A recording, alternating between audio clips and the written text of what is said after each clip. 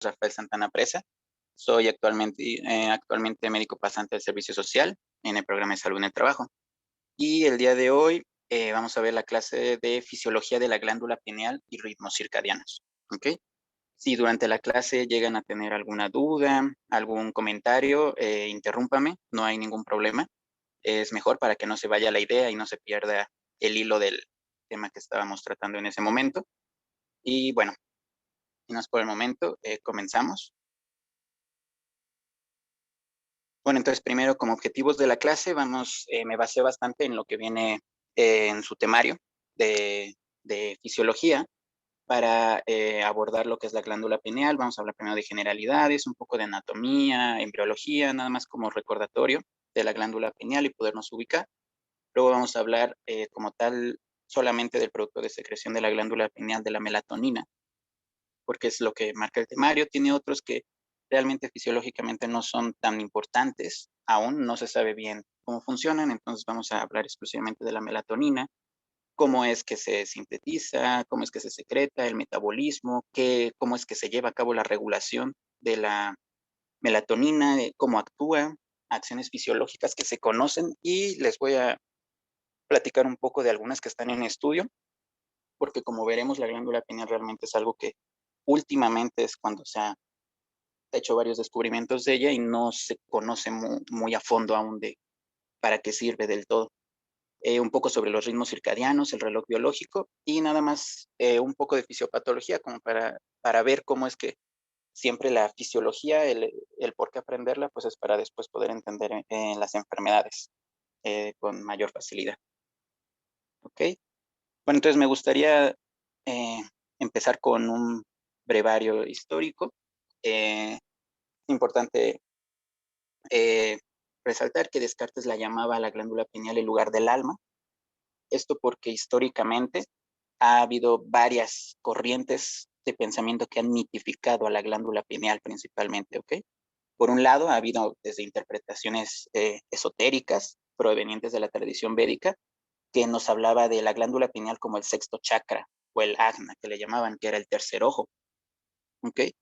Y esto sobre todo también era identificado en otros animales, llegaban a ver que también estaba en otros animales. Por otro lado, estaba la visión de la antigua Grecia, que recoge Galeno, por ahí del siglo IV más o menos, quien la describe por primera vez anatómicamente llamándola conarium. Esto por su forma de piña, como vamos a ver más adelante en algunas imágenes, le vieron forma de piña y por eso es que él la comenzó llamando conarium.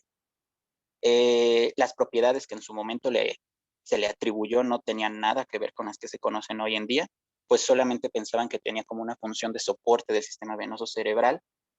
Esto porque vamos a ver el flujo tan importante que tiene la glándula pineal, entonces pensaban que solamente funcionaba como un soporte del sistema venoso. Y a diferencia de Galeno, tenemos después a Aerófilo, que pues defendía una función un poco más activa de la glándula pineal, pero aún así totalmente errónea. Decía que funcionaba como una válvula para cerrar lo que era el acueducto de Silvio.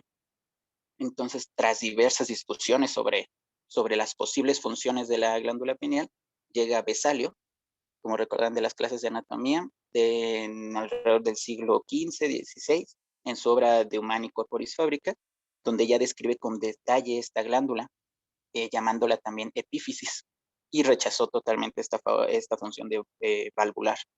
Posteriormente Descartes, en el siglo XVII, ya le menciona la frase que les comenté anteriormente, donde le asigna como tal el asiento del alma.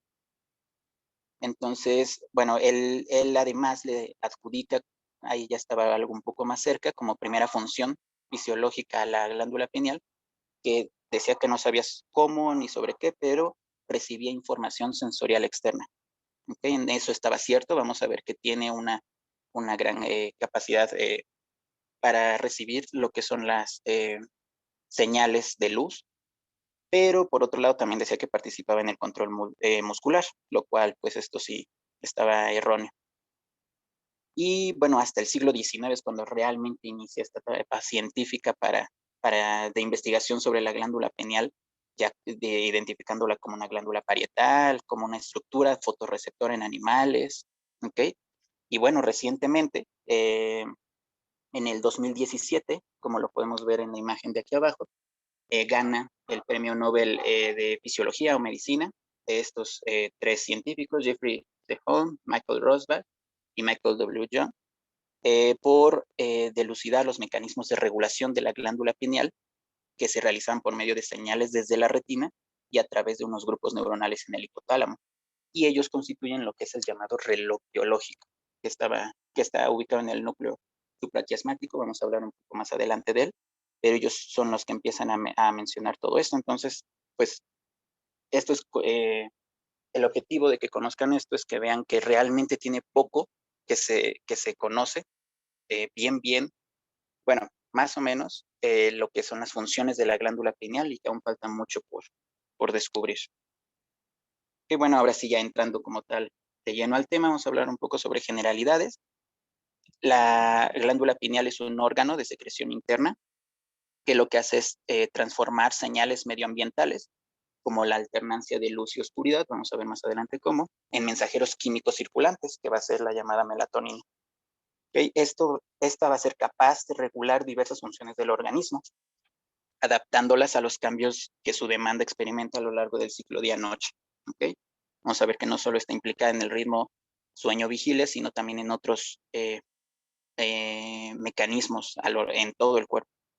Y bueno, la actividad de la glándula va a presentar un ritmo circadiano, es decir, que tiene un periodo de alrededor de 24 horas en promedio, el cual se va a sincronizar por el ciclo de luz y oscuridad. Y la secreción de melatonina pues va a ser elevada durante las horas nocturnas, mientras que los valores de secreción diurna van a ser muy bajos, como vamos a ver más adelantito igual. Vamos a pasar ahora a hablar un poco sobre la melatonina, que va a ser nuestra hormona estrella en esta clase. Pues es una molécula que es producida en prácticamente todos los seres vivos. Eso es lo interesante de ella. En animales, en vegetales, en bastantes. Entonces, aparece desde el inicio de la vida. Está presente en organismos unicelulares tan antiguos como, por ejemplo, los tripanosomas, las cianobacterias, y se va a mantener intacta en todos los seres vivos a lo largo de la evolución. Entonces, esto lo hace una hormona bastante interesante, el hecho de que esté presente en gran cantidad de seres vivos y desde el inicio. Y bueno, la melatonina constituye la única señal humoral que se sabe que marca el tiempo, que va a ser no solo de días, de día a noche, sino también las estaciones del año. Vamos a ver ahorita cómo es que realiza esto a otros sistemas fisiológicos, no solamente a lo que es el ritmo sueño-vigilia. Y bueno, aunque la melatonina, como ya les mencionaba, no es el único producto de la secreción pineal, sí es el más estudiado y del que más se sabe hoy en día. Entonces, por eso es que en ese nos vamos a centrar. Y bueno, por lo tanto, podemos decir que la melatonina va a constituir el mensajero de la oscuridad que va a sincronizar el resto de los ritmos circadianos del organismo, incluyendo el del ritmo sueño-vigilia, los neurotransmisores cerebrales, ritmos endocrinos, metabólicos, de división celular, etc. Vamos a ver que incluso tiene efectos por ahí de antioxidante y todo eso. Y bueno, recientemente se conoció, antes solamente se hablaba de melatonina pineal, recientemente se encontró la melatonina extrapineal que le llamamos. ¿Esto por qué? Como su nombre lo dice, es porque se produce en otros lugares fuera de la glándula pineal. ¿Y por qué es importante esta? Porque vamos a ver que va a tener unos niveles entre 1 y 2 órdenes de magnitud más que la melatonina de origen pineal. Entonces vamos a tener mucha más melatonina extrapineal. Pero vamos a ver que no se va a encontrar esta melatonina extrapineal en el plasma. Realmente se va a quedar dentro de las células. De ahí que la melatonina se va a clasificar en esta melatonina extrapineal como un protector celular más que una hormona. ¿Ok? Con esto no se me confunden, nada más es mostrándoles lo nuevo que se ha encontrado ahorita como para fines de examen y de eso. Que quédense con que es una hormona que entra en el bloque de endocrinología, pero es importante que conozcan que tal vez más adelante no se conozca ya como tal como una hormona. ¿Hasta aquí alguna duda?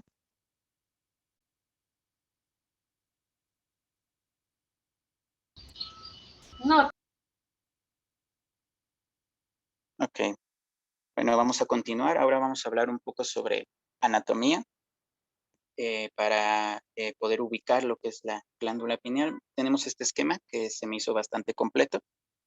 Entonces, Desde el punto de vista filogenético, las células que constituyen lo que es el parénquima pineal y los pinealocitos vienen de las células fotorreceptoras, que estaban presentes en la glándula pineal de peces, anfibios, pero esto a medida de que se fue dando la evolución, fueron perdiendo esta capacidad de fotorrecepción, perdieron esta característica sensorial y adquirieron las propias de una célula neuroendocrina. Vamos a ver, los pinealocitos ya no detectan la luz, sino que se basan en los fotorreceptores y ellos ya son los que le transmiten la señal.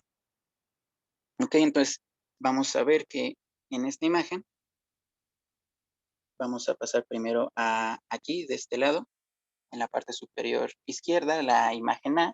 Aquí podemos ver cómo están ejemplificados los pinealocitos y en lo que es la imagen B, que está a su derecha, lo que son las concreciones calcáreas, que regularmente se dan por atrofias dadas por la edad. Vamos a ver que esto es muy importante porque conforme va avanzando de edad, se van atrofiando los pinealocitos y van disminuyendo la melatonina, llegando hasta ya lo que es de personas mayores, a perderse este ritmo sueño-vigilia. Bastante interesante. Aquí podemos ver en la imagen C lo que es la estructura de la melatonina, la N-acetil 5-metoxitriptamina. Y bueno, tenemos aquí en la parte de la imagen de la D todo lo que es las conexiones neurales que hay entre lo que es la retina hasta llegar a la glándula pineal que tenemos de este lado. Entonces, vamos a tener que, dando como introducción, la información procedente de la retina, que vamos a ver que puede ser luz, la cual va a inhibir la producción de melatonina por la glándula pineal, pero por otro lado tenemos la oscuridad, que lo que va a hacer es promover la síntesis de melatonina por la glándula pineal. ¿Ok? Entonces, toda esta información procedente de la retina se va a proyectar a través de el tracto retino hipotalámico. Este es un tracto bastante importante. Aquí es importante que lo recuerden, se lo aprendan, que va a ir de la retina, como su nombre lo dice, retino hipotalámico, de la retina al hipotálamo, siendo más exactos, a lo que es primero al núcleo supraquiasmático, que va a ser el reloj biológico, vamos a ver más adelante, y posteriormente al núcleo paraventricular del hipotálamo, por eso de ahí su nombre, ¿no? Y de ahí después se va a ir a lo que es la columna intermedio lateral, que es esta, de la médula espinal, antes de alcanzar lo que son las neuronas postganglionares del ganglio cervical superior, que lo tenemos de este lado, recordarán de sus clases de anatomía. De aquí van a partir fibras, entonces baja desde el núcleo supraquiasmático al ganglio cervical superior a través de la columna intermedio lateral, y de ahí saca fibras postganglionares, después del ganglio, hacia la glándula pineal, las cuales van a son fibras simpáticas, noradrenérgicas, que van a inervar la glándula pineal. ¿Okay? Ahorita más adelante vamos a verlo un poco más a detalle y qué es lo que pasa cuando llegan estas fibras a la glándula pineal. Y por otro lado, aquí en la imagen E, podemos ver esta alternancia luz-oscuridad, cómo es que sincroniza los ritmos de secreción de la melatonina, como cuando hay luz, hay como ya les había dicho, un estímulo, una inhibición, y por lo tanto los niveles de melatonina que podemos ver aquí ejemplificados en el eje de las Y van a disminuir. A diferencia de cuando hay oscuridad, hay esta estimulación hacia la síntesis de melatonina y podemos ver que desarrolla un gran pico durante la noche. ¿Ok? A grandes rasgos esto es cómo es que funciona la glándula pineal. Vamos a ir continuando. La siguiente imagen vamos a hablar un poco sobre el origen embriológico y la anatomía. Entonces, la glándula pineal se va a originar como una evaginación de la capa ependimaria que va a formar el techo del tercer ventrículo entre la vénula y la comisura posterior, con la que va a permanecer unida a través del tallo pineal. Entonces, la glándula pineal es un órgano muy pequeño, es impar, solo hay uno, de forma cónica, de 8 milímetros más o menos de ancho por 5 milímetros de longitud. Es bastante pequeña, con un peso de 100 a 180 miligramos. Se va a situar, como lo podemos ver aquí en el esquema, como lo podemos ver aquí, se va a situar debajo del esplenio del cuerpo calloso y ocupa el lugar en la depresión entre los tubérculos cuadrigéminos del mesencéfalo. Entonces, la pineal también está envuelta por una capa pial, desde que la van a penetrar los vasos sanguíneos, fibras nerviosas ambielínicas, también tractos del tejido conectivo. Estos son importantes porque con el envejecimiento los tractos conectivos se hacen más prominentes y aparecen depósitos de calcio, que es lo que vimos anteriormente, se va atrofiando. Y bueno, en el seno de la malla conectiva se van a encontrar ahora sí las células gliales y un tipo celular especial, que ya lo mencionamos, el pinealocito, que va a constituir el elemento con actividad secretora, la célula estrella de esta clase. Okay. Vamos a pasar ahora un poco a inervación y vascularización, ya lo explicamos con anterioridad, pero aquí en este está un poco más ejemplificado y un poco más a detalle. Entonces, aquí podemos ver lo que son las conexiones neurales entre la retina y la pineal, y es importante ver que esto es muy similar en todos los mamíferos y por lo tanto no se excluye de la especie humana. Vamos a estar a lo largo de la clase haciendo similitudes con los mamíferos y vamos a ver en qué se diferencia. ¿Por qué hacemos este hincapié en diferenciar entre humanos y animales? Porque funciones que hemos visto en animales no se han visto en humanos y por lo mismo que les comentaba de que casi no se conoce muy a fondo aún la glándula pineal y sus funciones, pues les voy a ir mencionando ambas para que sepan como tal qué se sabe hasta ahora, ¿ok? Entonces, primeramente vamos a tener que las señales neurales que se originan en la retina, como ya les había dicho, por el estímulo de la luz o la oscuridad, se envían al hipotálamo a través de axones de las células ganglionares que constituyen el tracto retino-hipotalámico. En el quiasma que vamos a tener, estas fibras se van a separar del tracto óptico principal para dirigirse a los núcleos supraquiasmáticos, primeramente, y de donde parte una vía multisináptica que va a hacer escala en el núcleo paraventricular. Todo está en el hipotálamo.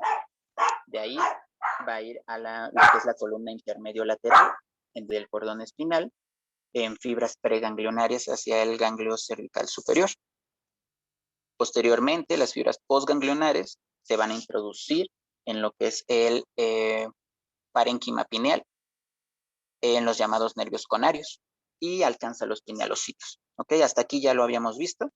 Ahora viene lo que es la novedad. Los neurotransmisores originados aquí se van a liberar a los espacios perivasculares desde donde difunden a los pinealocitos. Entonces vamos a tener que el principal neurotransmisor va a ser la noradrenalina. Okay, esto es muy importante. El principal neurotransmisor va a ser la noradrenalina, que va a ser liberada en las fibras postganglionares simpáticas.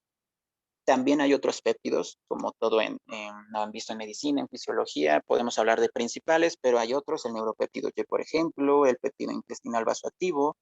Se cree que son más bien como cotransmisores que modulan esta transmisión adrenérgica, pero ustedes quédense con que el principal neurotransmisor es la noradrenalina. Y bueno, este va a llegar aquí y bueno, ahorita en otro esquema vamos a ver qué pasa después de ahí. Como ya les mencioné, el flujo sanguíneo de la glándula pineal es muy elevado, es de alrededor de 4 mililitros minuto gramo, es solo inferior al flujo renal y es suministrado por las arterias coroideas posteriores. ¿Ok? Entonces, los capilares pineales, también es importante que sepan que no poseen uniones estrechas entre sus células endoteliales, por lo que es un órgano que carece de barrera hematoencefálica. Y bueno, hablando como tal del drenaje venoso, se canaliza hacia la vena cerebral magna o a las venas cerebrales internas. Y en la mayoría de las especies, los productos pineales se van a secretar de forma directa a la circulación periférica. Más adelante vamos a ver en qué porcentaje, pero también una leve porción se va a secretar directamente al líquido cefalorraquídeo a través de células ependimadas. ¿Ok? ¿Hasta aquí alguna duda?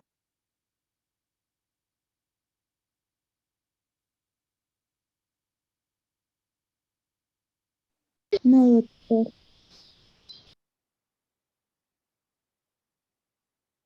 Ok, vamos entonces, si no hay dudas, a continuar. Ahora ya vimos todo esto de la parte neuronal. Vamos a hablar un poco sobre la biosíntesis, secreción y el metabolismo de las hormonas pineales, en específico de la eh, melatonina. Entonces, este es un diagrama que nos habla sobre la síntesis de la melatonina. ¿Ok? Entonces lo vamos a ir desglosando por partes. esto va a comenzar con la captación del triptófano por los pinealocitos. Aquí vamos a tener, entonces, se capta el triptófano, ¿cómo? Va a ser por medio de transporte activo, recordando sus clases del primer bloque, los tipos de transporte, este va a ser por transporte activo bajo un control adrenérgico. ¿Ok? Así es como va a estar regulado. Una vez que el triptófano entra al pinealocito, se va a transformar en serotonina. Esto por medio de qué? De procesos de hidroxilación primeramente y posteriormente de descarboxilación. ¿Ok? Entonces, la serotonina, cuya concentración en la glándula pineal va a exceder a la de cualquier otro órgano corporal, aquí es donde la vamos a encontrar en su mayoría, eh, va a presentar variaciones circadianas. Como lo podemos ver en este esquema de la izquierda, podemos ver cómo es que las diferentes, tanto enzimas como productos, las moléculas van a presentar variaciones circadianas.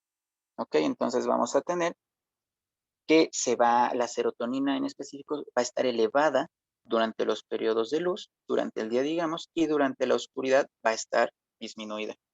¿Esto por qué? Bastante sencillo, porque durante la luz, que va a estar inhibida la producción de melatonina, pues entonces la serotonina se va a acumular. Y cuando en la noche se esté produciendo melatonina, pues entonces su metabolito, que es la serotonina, va a estar bastante disminuido.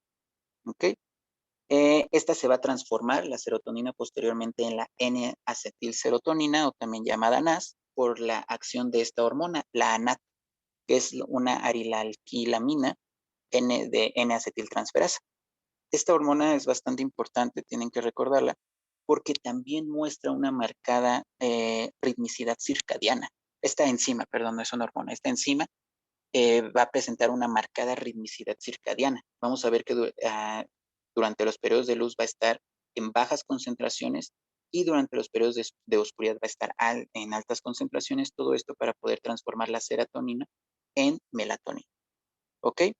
Entonces, por eso es que se dice que esta enzima va a constituir el paso limitante en la cadena de la síntesis de melatonina y de su actividad.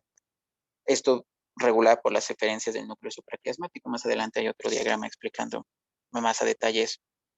Entonces, posteriormente esta NAS, por medio de la HIOMP, que es una enzima hidroxindol o metiltransferasa, también llamada SMT por sus siglas en inglés, va a metilar esta NAS para poder por fin crear esta hormona, la melatonina ya como tal.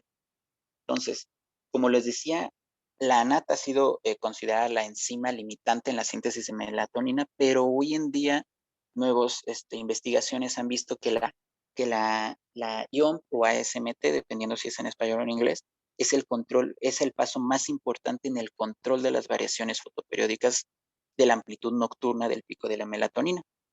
Entonces, podemos ver que efectivamente la NAT sigue un patrón de ritmo circadiano, aumentando por la noche, mientras que la SMT o la IOM apenas si presenta un patrón circadiano, realmente es poco lo que se eleva durante la noche. Entonces, pero sin embargo, el control de la actividad que lleva a cabo esta enzima está mucho más regulado. Por lo tanto, ahorita nada más quédense con que la NAT es la enzima limitante, pero la SMT es la enzima que va a regular, que va a llevar como tal el control de la actividad. ¿Ok? Y bueno, el siguiente esquema, nos dice lo mismo, vemos como la serotonina por la NAT pasa nos da la NAS, posteriormente aquí viene por sus siglas en inglés ASMT, nos da la melatonina y los diferentes patrones circadianos que muestra cada uno, teniendo en cuenta que la ASMT presenta una variación circadiana mínima comparada con la NAT, que es bastante considerable.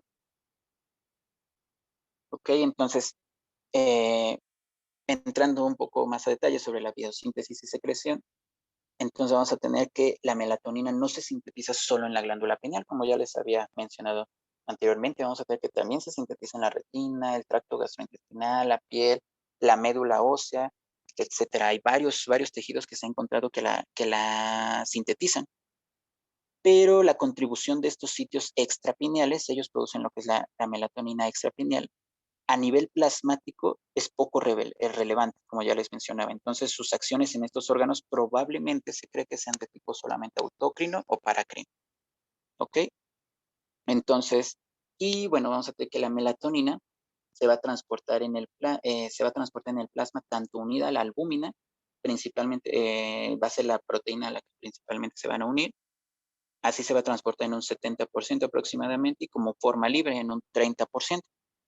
Y nada despreciable. Entonces, una vez sintetizada esta hormona pineal, esta melatonina no se va a almacenar en la glándula pineal, se va a secretar directamente a la circulación cerebral y sistémica, así como también al líquido cefalorraquídeo en menor medida, como ya les había mencionado. La vida media de la melatonina en plasma es corta, es de alrededor de unos 30 minutos. Y bueno, principalmente porque va unida a la albúmina, por eso es que resiste un poco más. Y la fracción libre, un 30%, que se va a eliminar principalmente a través de la saliva. Y es por ejemplo, esa es una forma no invasiva de poder medir las concentraciones de melatonina. La mayor parte de la hormona circulante se va a inactivar, principalmente a nivel hepático, se va a inactivar en 6-hidroximelatonina y se excreta en forma de orina. Se va a excretar por la orina en forma de sulfatos en alrededor de un 75% y glucurónidos 5%. ¿Ok? Entonces se metaboliza en el hígado y se secreta principalmente por la orina. Y, ok, vamos a pasar a la siguiente, lo que es ahora la regulación neural de la glándula pineal. Aquí hay que tener en cuenta este esquema de la izquierda. Entonces, como ya les dije, como resultado de la activación nocturna de la enzima NAD en respuesta a la noradrenalina que se va a liberar cíclicamente en las terminales simpáticos postganglionares que vienen del ganglio cervical superior, la síntesis y secreción de melatonina presentan un patrón circadiano. Entonces, las modificaciones en intensidad y duración de esta iluminación ambiental los detectan los fotorreceptores retinianos, ¿ok? Que vamos a tenerlos aquí, ¿no? Aquí tenemos cómo es que la luz incide en ellos y se transmiten a los núcleos supraquiasmáticos del hipotálamo, que se van como ya les dije, es el principal marcapasos endógeno o reloj biológico, también se le dice. Y esto va a sincronizar su actividad oscilatoria intrínseca con un ritmo de 24 horas, impuestos por estos ciclos de luz, oscuridad, ¿ok? Entonces, y de ahí se van a transmitir a través del tracto retino-hipotalámico y ya, como ya lo vimos, induce variaciones en la liberación de la noradrenalina. Entonces, aquí podemos ver que tenemos del lado izquierdo la fototransducción retiniana. Entonces, hay un doble sistema visual. ¿Okay? Como lo pueden ver, luz de este lado y luz de este. Entonces, tenemos dos sistemas. ¿Ok? Vamos a hablar primero del superior, este primero. La luz va a incidir en la retina activa, que va a activar los fotopigmentos, que son las opsinas, estas opsinas de conos y bastones, y va a iniciar señales neurales que a través de los nervios ópticos, como lo podemos ver aquí, y con un relevo sináptico en los núcleos geniculados laterales, termina en las áreas corticales visuales. Esta es la vía que conocemos desde neuroanatomía, donde nos enseñan cómo es que se pasa todo esto a la corteza visual para poder conocer, permite la visión de los objetos y conocer qué es lo que estamos viendo.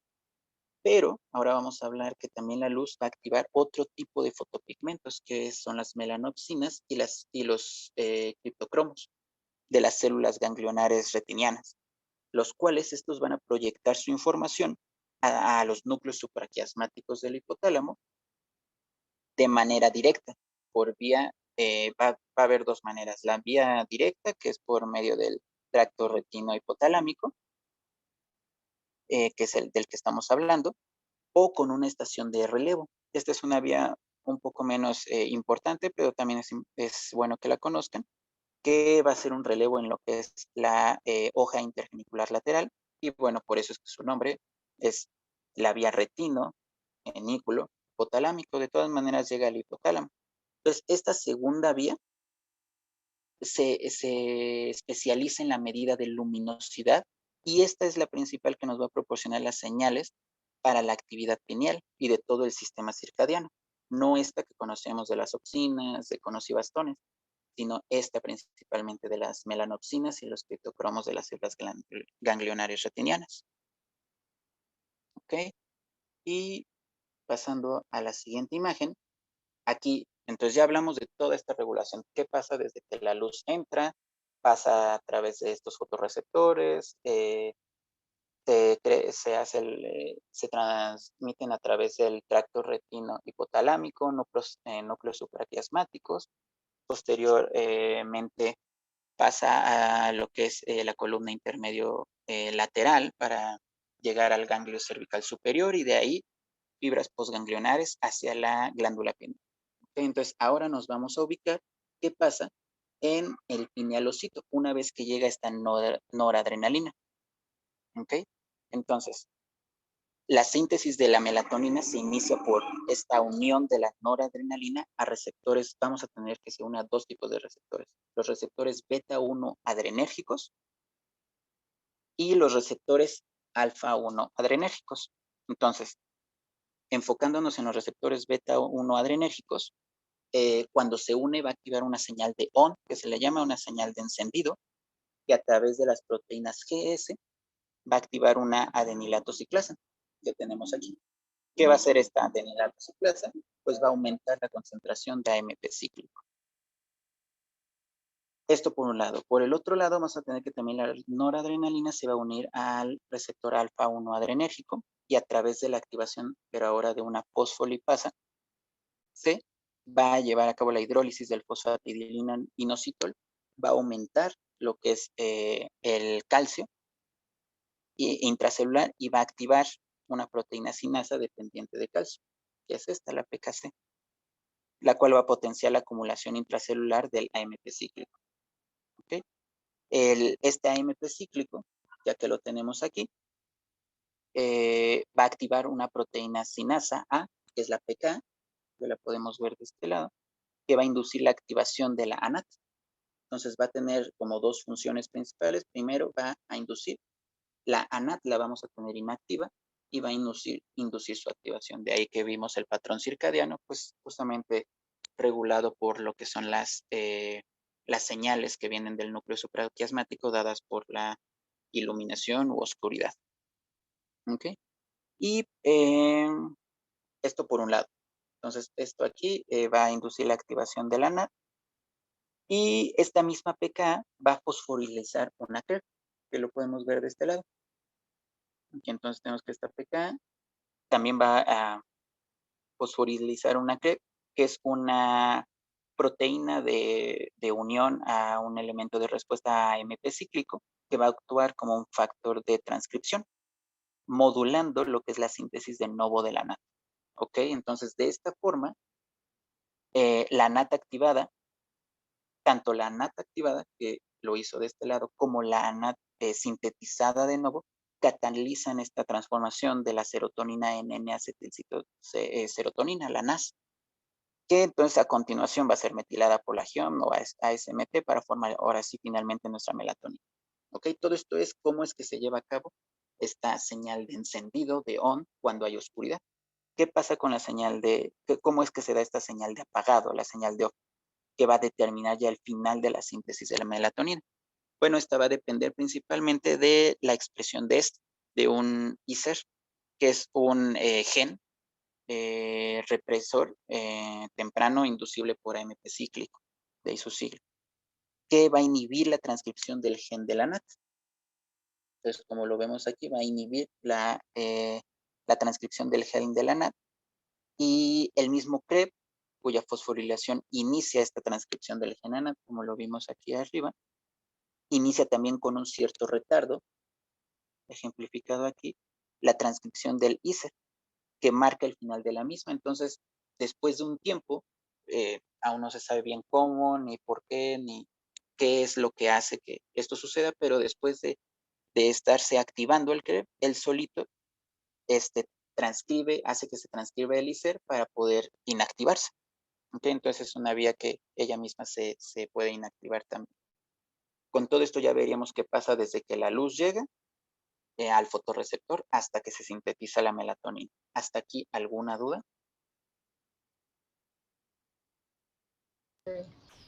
No,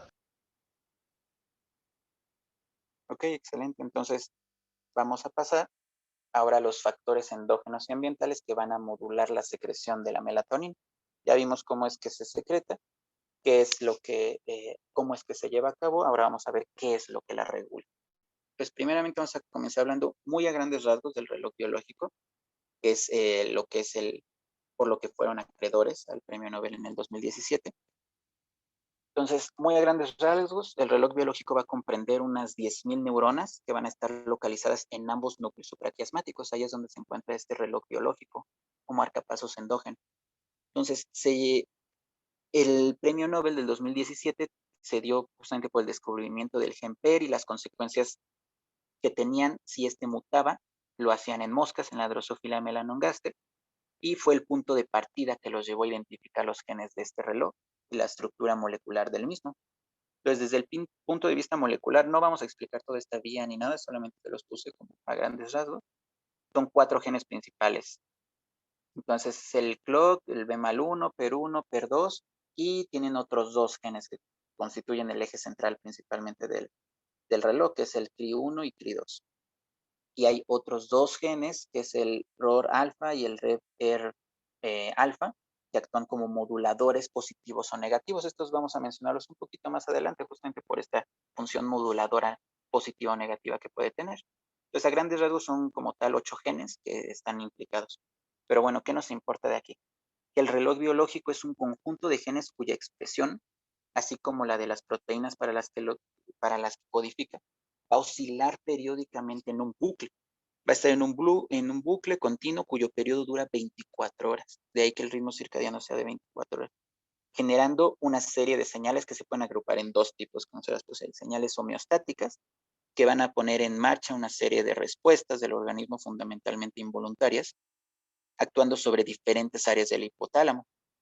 Entonces, estas respuestas actúa sobre funciones circadianas como el ciclo sueño-vigila, la actividad reposo, la temperatura corporal. Vamos a ver que la melatonina tiene una gran influencia en la temperatura corporal, algunos neurotransmisores cerebrales, por eso es que se ha visto implicada en lo que es algunas demencias, como por ejemplo el Alzheimer, en algunas otras funciones endocrinas, metabólicas. Vamos a ver que incluso se ha asociado a lo que es obesidad, diabetes, claro, no como, como único origen, sino como parte de un todo. Inmunitarias también se ha visto funciones dentro del desarrollo de cáncer, sobre todo de mama, defensa antioxidante, apetito, respuestas en el sistema nervioso autónomo, bueno, un sinfín de respuestas homeostáticas. Y por otra parte, también este reloj biológico envía señales neuroendocrinas hacia la célula pineal, que es en lo que nos estamos enfocando ahorita para promover la producción circadiana de la melatonina. Ok, entonces, aquí vamos a ver ahora lo que es el fotoperiodo, que es como el principal regulador y el que se ha descrito mejor ambiental de la secreción de melatonina. Entonces, en condiciones normales, hablando en condiciones normales, el fotoperiodo es el principal determinante del ritmo de la secreción de melatonina. Entonces, tanto la amplitud como la duración del pico nocturno de esta melatonina se va a relacionar de manera directa con la duración de la noche, como lo vamos ahorita a explicar en este esquema. Entonces, hicieron pruebas en roedores y vieron que este ritmo circadiano desaparecía si había de 3, si se exponían a iluminación continua, si les quitaban el ganglio cervical superior, hacían una gangliectomía, o destruían el núcleo supraquiasmático. ¿Ok? Toda esta vía que vimos, si la alteraban, el ritmo desaparecía. Sin embargo, el ritmo se hacía independiente del control fotoperiódico si se les sometía ya sea a una enucleación óptica bilateral o se les mantenía en oscuridad. Entonces ya no dependía de este control fotoperiódico, sino que entraba entonces en funcionamiento el reloj biológico. Se basaba totalmente en la actividad rítmica del marcapasos endógeno que está en el núcleo supraquiasmático. Entonces, vamos a ver que en la especie humana van a existir marcadas diferencias entre individuos, incluso de la misma edad y sexo, en amplitud, fase, cantidad total de melatonina que se secreta, es muy, muy variable. Pero hay una gran constancia en el patrón secretor de cada individuo. Ahí vieron que sí era bastante constante. Entonces, en sujetos con ceguera total, por ejemplo, que carecen, por tanto, del efecto sincronizador de la luz, de que puedan saber cuándo es luz, oscuridad, para saber cuándo sintetiza noradrenalina y de ahí la melatonina, pues entonces el ritmo de la melatonina presentaba un periodo algo mayor de 24 horas y se correspondía al marcapasos endógeno. Entonces ya no se guiaba por esta luz oscuridad, sino lo llevaba totalmente el reloj biológico, este ritmo.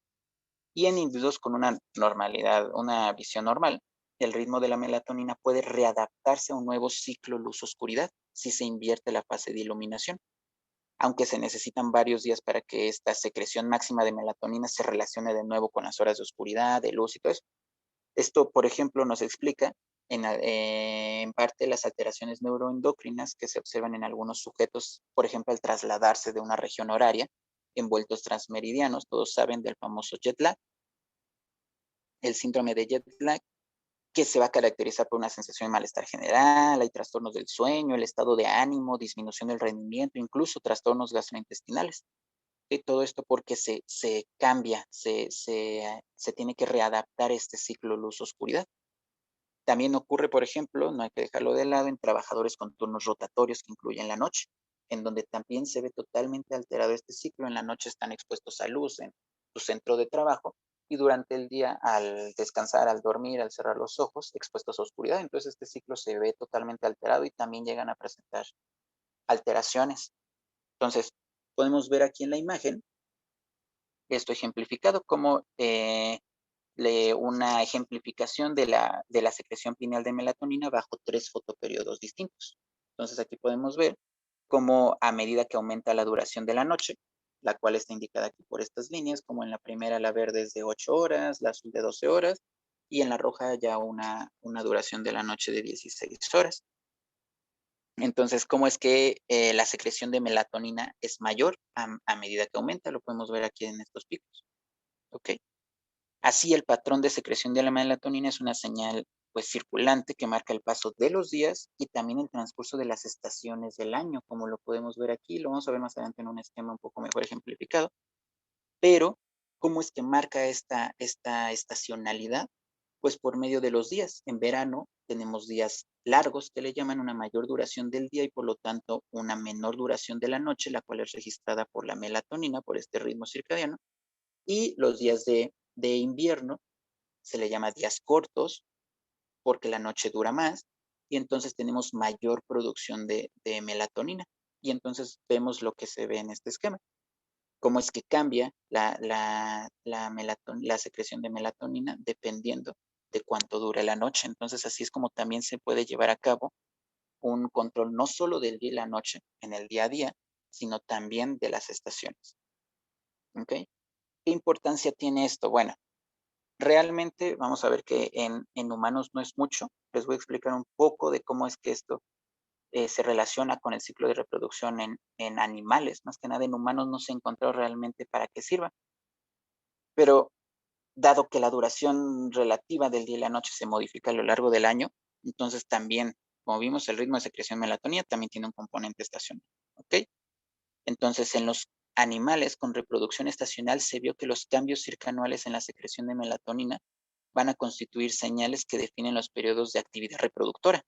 Ellos son los que este ciclo circadiano va a definir durante qué periodo llevan a cabo su capacidad de reproducción.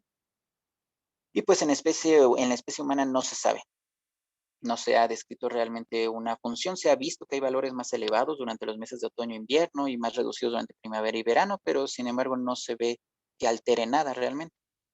Entonces, aquí en la imagen podemos ver, vamos a ver primero la relación entre la actividad pineal, la duración del día y el ciclo reproductor. Entonces, en la de la izquierda vemos primero en los reproductores de días largos, que le llamamos, ¿quiénes son? Pues los que se reproducen en lo que son los días en verano, como quién, como el hurón, el hámster, por ejemplo. El alargamiento de los días disminuye la actividad pineal, como podemos ver. Va a disminuir, aquí está en la línea apuntada, es la secreción de la melatonina, va a disminuir durante este tiempo y va a aumentar en los días cortos. Entonces disminuye y se reduce la síntesis de melatonina como consecuencia. Entonces en estos animales la melatonina ejerce acciones antigonadotrópicas. ¿Ok? Va a ser acciones antigonadotrópicas, por lo que la disminución de su síntesis va a permitir el desarrollo gonadal, como lo podemos ver en la gráfica de abajo, donde miden lo que es el tamaño testicular. Y el inicio de la actividad reproductora, como lo podemos ver aquí. Entonces, se ha visto que tiene una función antigonadotrópica. Pero, por otro lado, en la imagen de la derecha vemos los reproductores de días cortos, como el ciervo o la oveja, por ejemplo, donde el acortamiento de las horas de luz durante otoño y enero, más o menos, incrementa la actividad pineal y la secreción de melatonina, como lo podemos ver aquí.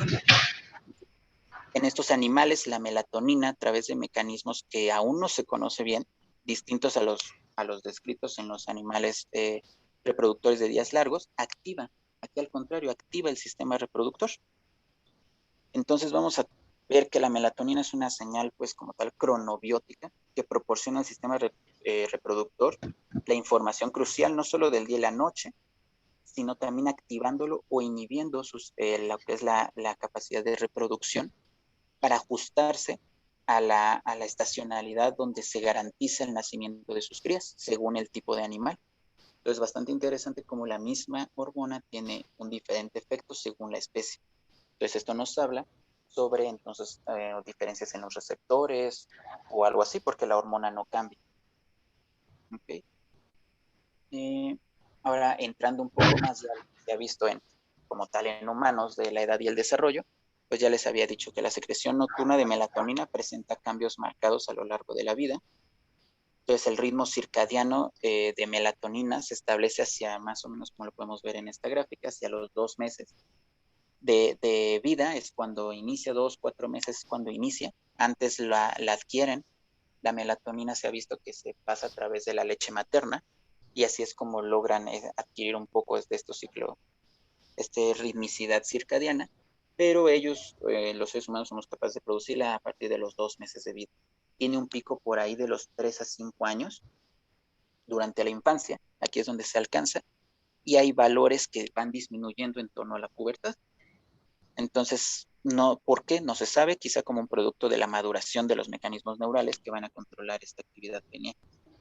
Y vamos a ver que se va a estabilizar posteriormente a lo largo de la edad adulta, entre los 30, 50 años, se mantiene bastante estable, descendiendo siempre, como pueden ver, descendiendo. Y se va a reducir de modo notable hasta casi la desaparición del ritmo día-noche durante la vejez, como lo podemos ver aquí.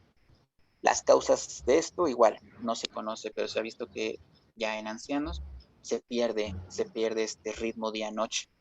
Por eso es que tantas insomnio y toda esta incapacidad que tienen ya para dormir cuando ya son mayores. Otros factores, bueno, aunque el fotoperiodo es el principal determinante, como los dije, de la actividad pineal, se ha descrito otros factores que la modulan. Hormonas, por ejemplo, las procedentes del sistema reproductor, gonadotropinas, hormonas gonadales. Se ha visto que, por ejemplo, en la especie humana hay una reducción en los niveles nocturnos de melatonina antes de la desaparición de la pubertad.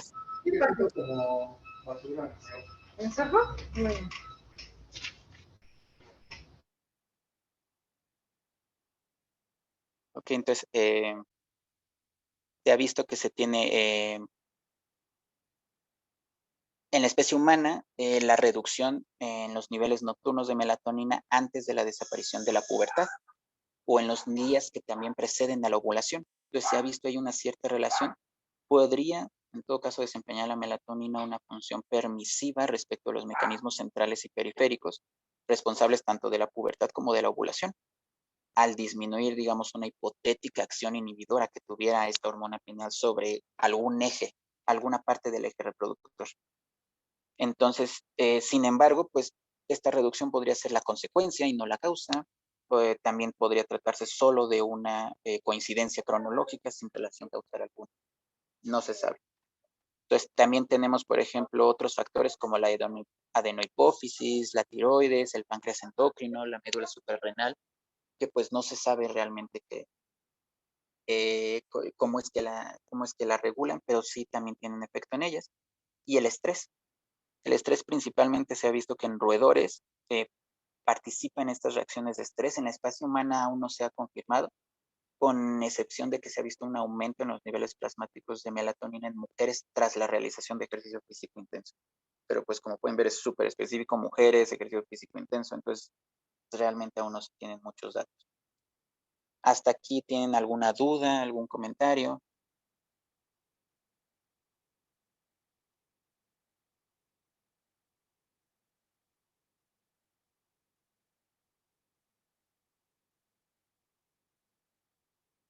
Ok, bueno, entonces vamos a pasar a los mecanismos de acción de la melatonina. Entonces vimos que ya su principal regulador son los fotoperiodos. Entonces, los mecanismos de acción, vamos a tener que son 4 principalmente. Vamos a hablar solo de estos 4 que son los principales. En el primero, lo podemos ver aquí en la imagen, ejemplificado, va a ser por una interacción con receptores de la membrana, que va a tener la melatonina con receptores de membrana MT1 y MT2, son 2 descritos. Cambiaron, no tiene mucho que les cambiaron su nombre a estos, a MT1 y MT2, que se van a relacionar principalmente con proteínas G, que van a inhibir la actividad de la adenilato ciclasa y disminuye la síntesis de AMP cíclico. El segundo este es el principal, el de con receptores. Los otros 3 descritos, el segundo es una posible unión de la melatonina a receptores nucleares, que va a ser por su liposolubilidad, como ya vimos, es capaz de penetrar la membrana a una concentración determinada y entonces activa receptores de la familia del ácido retinoico, pero pues aún no se sabe bien cuál sea su efecto. Se ve que puede actuar sobre lo que es el reloj biológico, sobre estos genes del reloj biológico descritos, pero aún no se sabe bien. Y también, bueno, el tercer mecanismo, una unión de la melatonina a complejos calcio-calmodulina que bloquean los efectos dependientes de los mismos. Y un cuarto, la neutralización de radicales libres, comportándose como un antioxidante. Esto es muy importante y es también parte de lo que se ha hecho mucho hincapié en investigaciones recientes sobre este efecto antioxidante que tiene. Y pues como lo que es la oxidación está relacionada con el proceso de envejecimiento. Entonces se ha visto mucho eso y también pues la desinformación en productos de parafarmacia sobre dar indiscriminadamente la melatonina. Un tiempo estuvo de moda justamente para esto, para retrasar el envejecimiento, así la vendían. Entonces, hablando un poco más sobre todo del primer mecanismo de la unión a receptores de membrana, vamos a tener que hasta el momento se han caracterizado 2 principales de alta afinidad. Hay un tercero, el MT3, pero es de baja afinidad. No se sabe bien para qué es, pero de alta afinidad tenemos el MT1 y el MT2 que van a estar acoplados a proteínas G, como ya les mencioné anteriormente. Y bueno, los receptores MT1 van a tener una afinidad algo mayor que los MT2.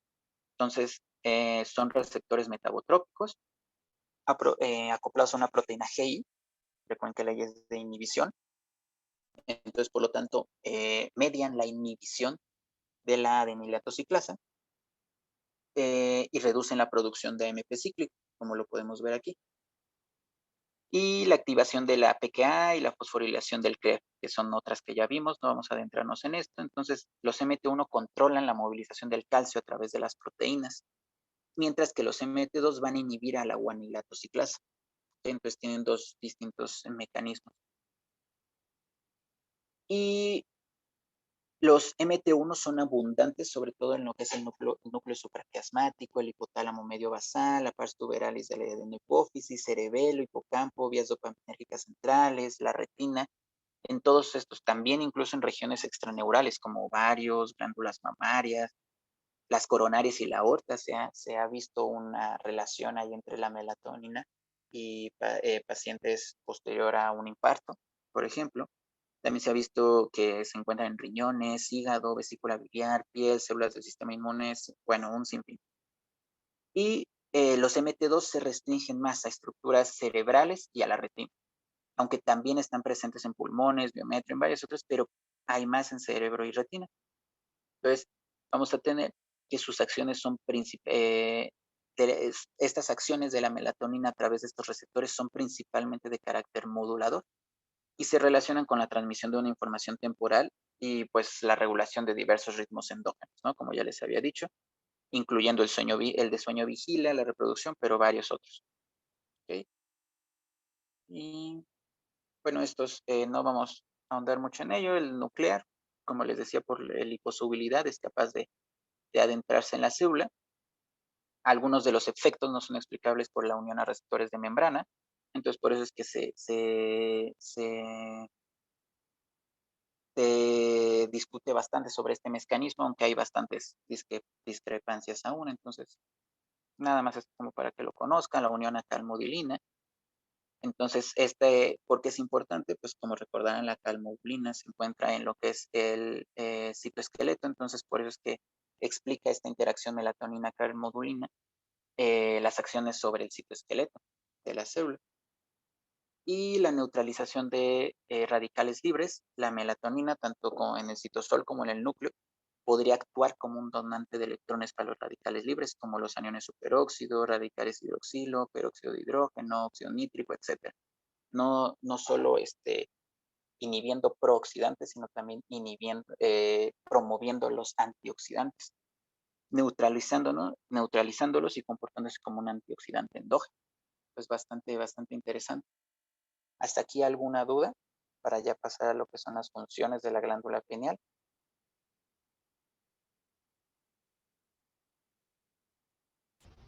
No, Ok.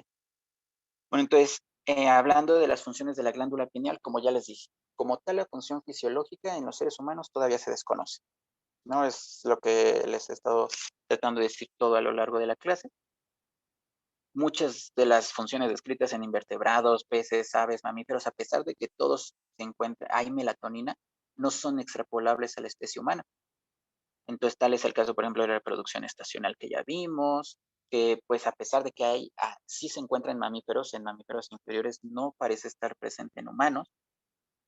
Entonces, pues, y todo esto aunado a la gran distribución, como ya vimos, de receptores de melatonina en todo el cuerpo prácticamente, pues el hecho de que haya un amplio espectro de posibles tejidos diana para esta hormona, pues nos habla de que sus efectos aún son desconocidos.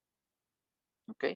Entonces, vamos a hablar de las acciones cronobióticas, que son las más aceptadas, las ya más estudiadas.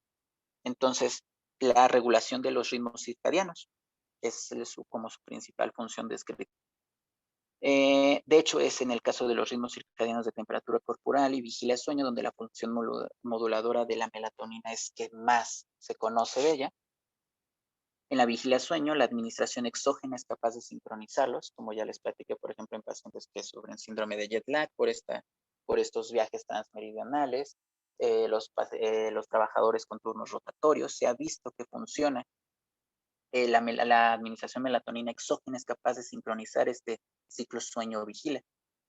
También en sujetos ciegos, por ejemplo, o en ancianos con algún trastorno del sueño, como ya vimos, se pierde esta producción melatonina y si la das de manera exógena es capaz de sincronizar el ciclo sueño-vigila nuevamente.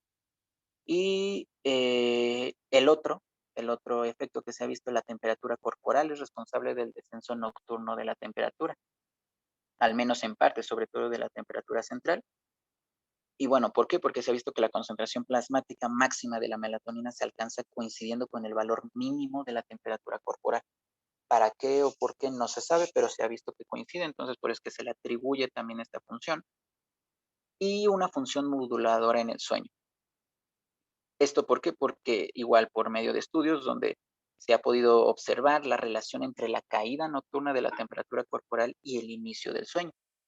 La melatonina, aunque sea de manera indirecta, podría formar parte de estos mecanismos desencadenantes del sueño. Existen otros datos, como por ejemplo la relación entre la duración del sueño y la secreción de melatonina, o entre, pues por ejemplo, el insomnio y la disminución de la síntesis de melatonina, o el hecho de que la supresión de melatonina por exposición a luz brillante aumenta el estado de alerta. Entonces sugieren una posible función de la misma como moduladora del sueño.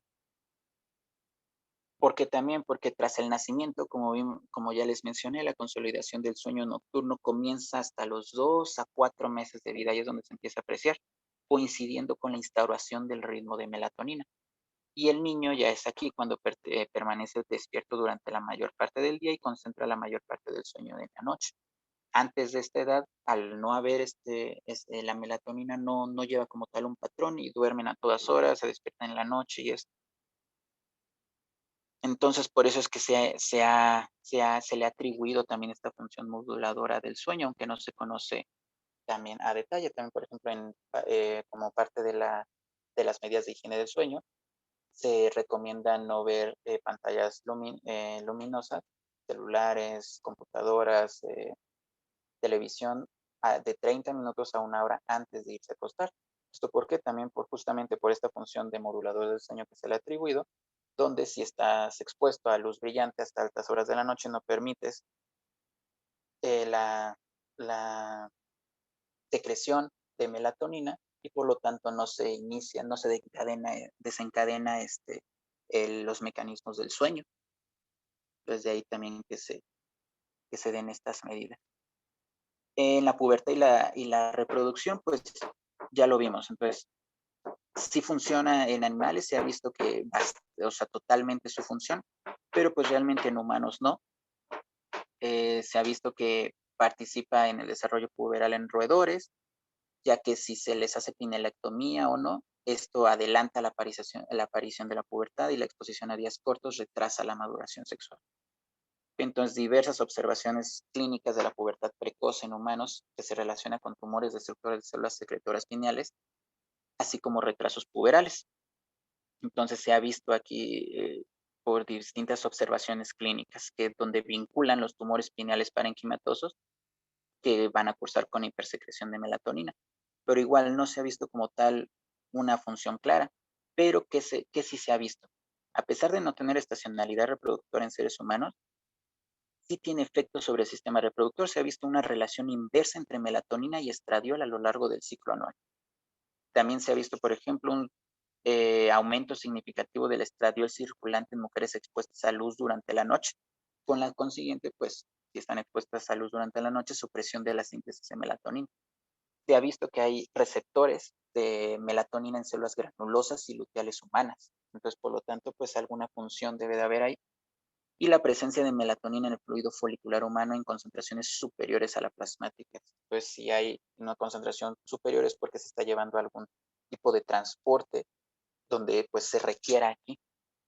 Entonces, es importante también recordar que en las mujeres tras la menopausia la síntesis de estrógenos se lleva a cabo en numerosos tejidos a partir de andrógenos suprarrenales, pues los cuales se van a transformar en estrógenos por la acción de enzimas como la aromatasa. Pues bien, aunado a esto, recientemente se demostró que la melatonina es capaz de inhibir tanto la expresión como la actividad de estas enzimas, de estas aromatasas. Entonces, estos hechos podrían tener relevancia, sobre todo en cuanto a la posible utilización de la melatonina como un agente terapéutico contra el cáncer y específicamente el cáncer de mama por este efecto sobre las aromatasas. Sí, pero igual toda esta investigación está en pañal. Su función de antioxidante endógeno se ha visto que es un potente neutralizador de radicales libres, como ya lo vimos por medio de mecanismos, y aquí en este esquema podemos ver como la melatonina extrapineal es la que principal tiene un efecto antioxidante y antiinflamatorio, y esta se va a dar dependiendo de la dosis. Ahorita vamos a ver más adelante sobre esto, altas dosis de melatonina, este efecto que tiene antioxidante y antiinflamatorio, pero el efecto de la melatonina pineal, el efecto cronobiótico a dosis bajas de melatonina. Entonces, sí vemos cómo tiene distintos efectos según la concentración que haya. Y estimula la expansión de, como ya les había mencionado, de enzimas antioxidantes e inhibe a las enzimas prooxidantes. Enzimas antioxidantes como cuáles, como la superóxido dismutasa, la glutatión peroxidasa, la glutatión reductasa, y enzimas prooxidantes como cuál, pues por ejemplo la inhibición de la óxido nítrico sintetasa. ¿Okay? Entonces, pasando a la siguiente, la melatonina extrapineal se sintetiza por la misma vía metabólica que la pineal por eso es que no vimos alguna otra vía, es la misma y también va a depender del triptófano. Pero a partir de aquí es que las diferencias pues son varias. Se ha visto que la melatonina extrapineal no sigue un ritmo circadiano de producción como la pineal, sino que su producción oscila a demanda de la actividad metabólica de la célula tejida. Los mecanismos regulatorios, a pesar de que la síntesis y toda la vía es la misma, los mecanismos regulatorios sí son distintos.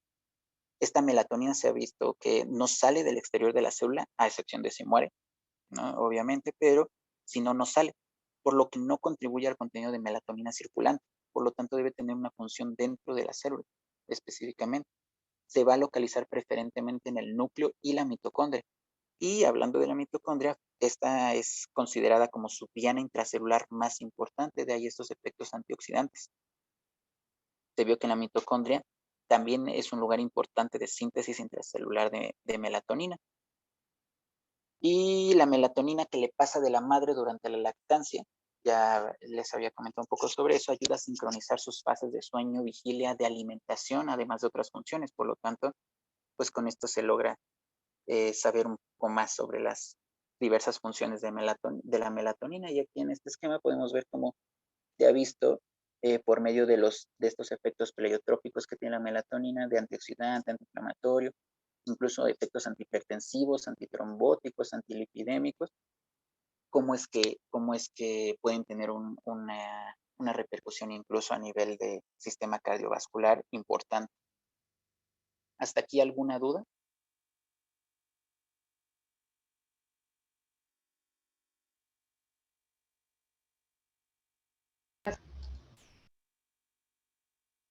Ok, ya estamos por acá. Nada más un poco de fisiopatología. Siempre es bueno, o sea, ¿por qué saber todas estas vías? ¿Por qué saber todos los receptores? ¿Por qué saber todas estas funciones que tiene la glándula pineal? ¿Por qué aprendérmelas? Bueno, esto es sobre todo para que más adelante en su práctica clínica las apliquen y sea más fácil entender lo que son las diversas enfermedades. Entonces, se ha visto, la mayoría de glándulas endocrinas se estudian por medio de su ablación y el tratamiento hormonal sustitutivo. Así es como sabemos qué pasa si se quita y no hay, y qué pasa si se regresa. Entonces así podemos dilucidar la función de las hormonas. Pero en pacientes lactamizados realmente no se han podido obtener conclusiones precisas.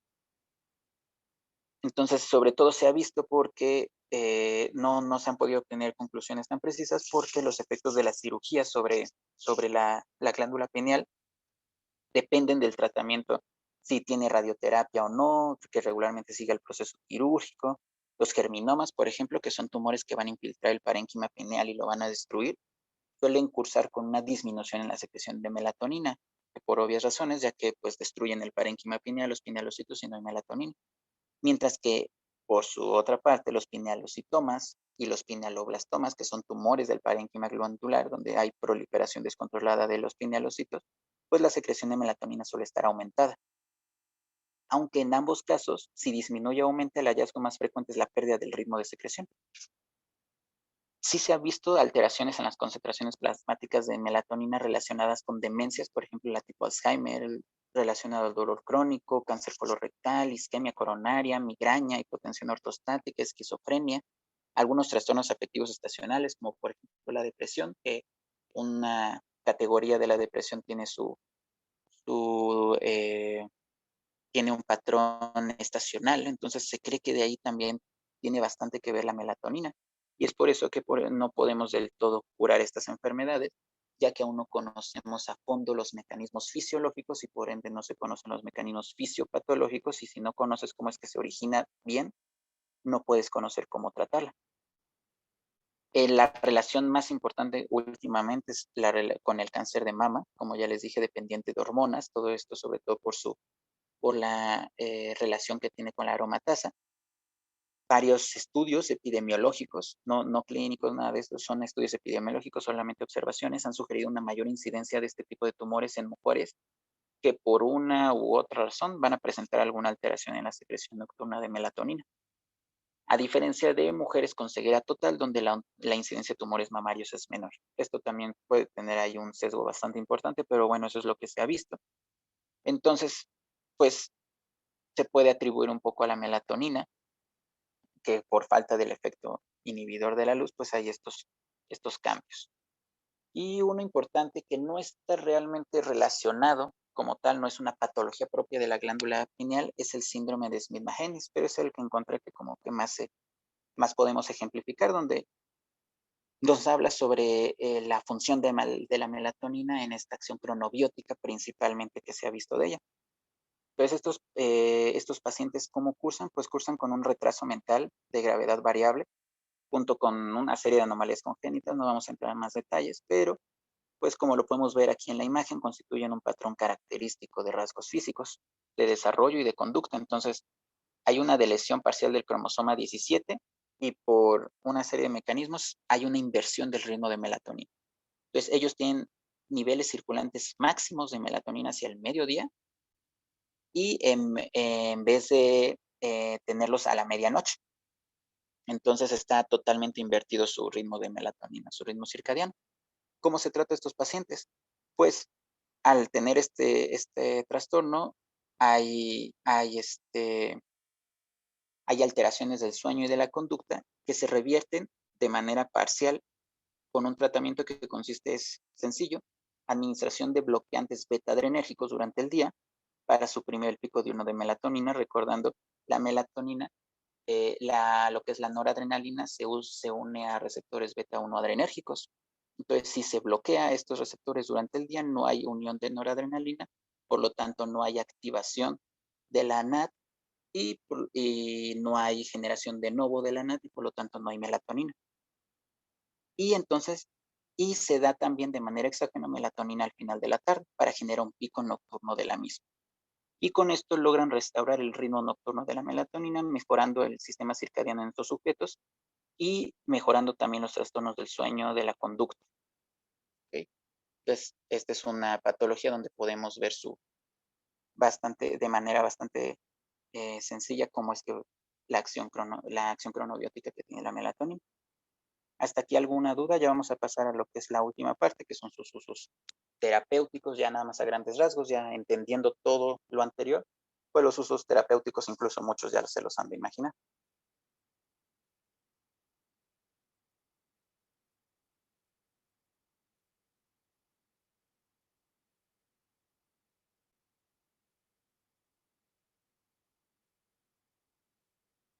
Ok, si no hay dudas, entonces vamos a pasar rápidamente.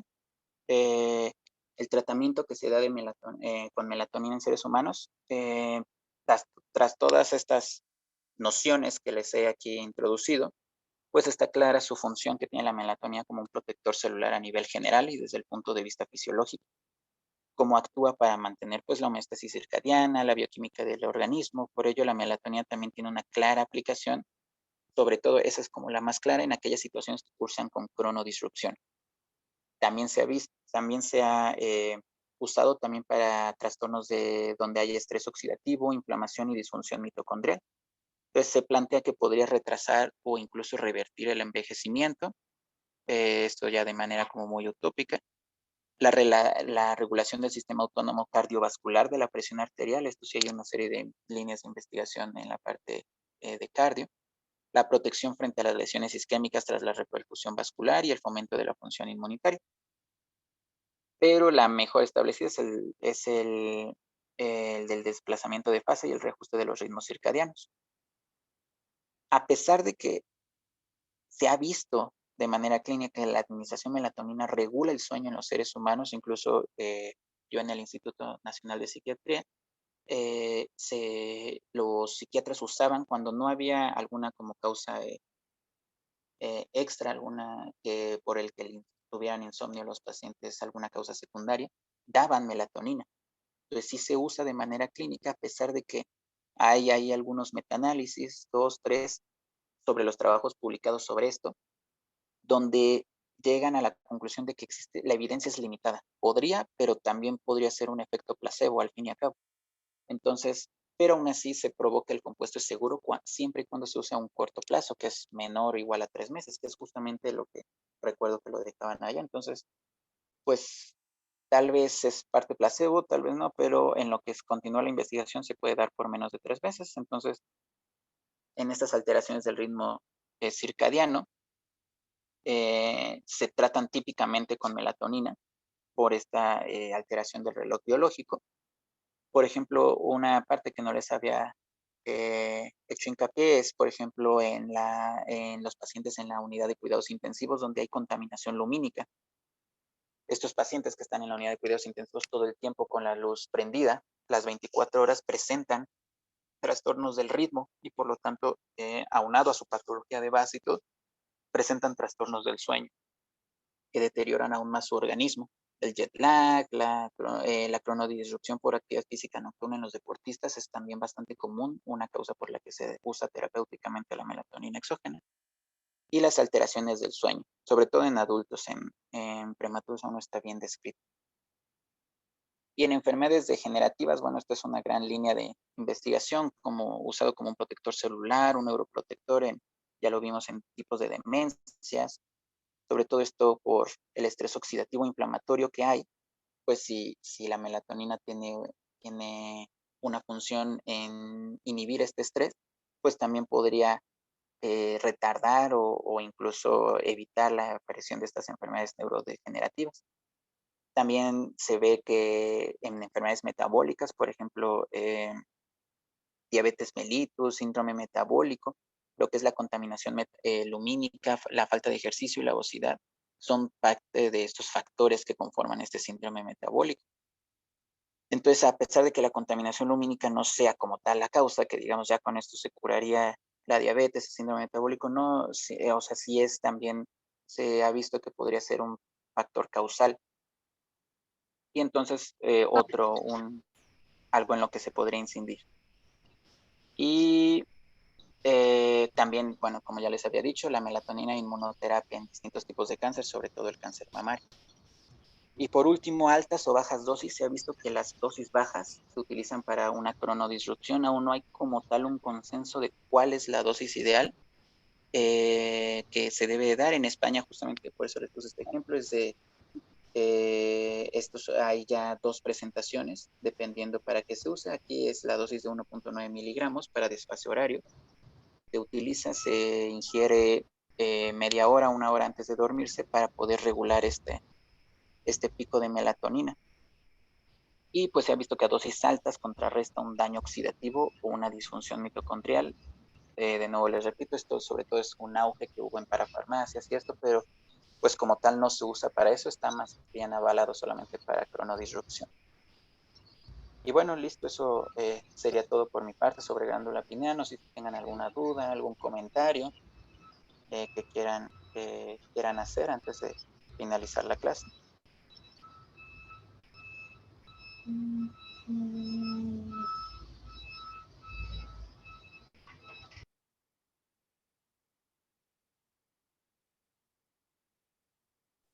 Bueno, pues creo que diste demasiado bien la clase y no les quedó ninguna duda.